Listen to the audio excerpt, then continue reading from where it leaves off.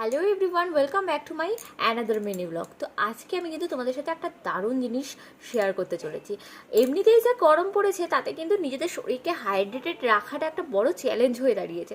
তো এই সময় আমরা যদি একটু ডিটক্স ওয়াটার খেতে পারি তো ভীষণ ভালো হয় সেটা শরীরের জন্য।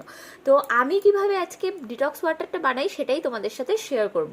তো প্রথমেই দেখো এখানটায় আমি কয়েক টুকরো শশাকে স্লাইস করে কেটে নিয়েছি, তেমনিভাবে কাঁচা হলুদটাকেও স্লাইসভাবে কেটে নিয়েছি, সাথে পুদিনা পাতা, আর মোস্ট ইম্পর্টেন্টলি যেটা নিয়েছি সেটা হলো চিয়া সিডস।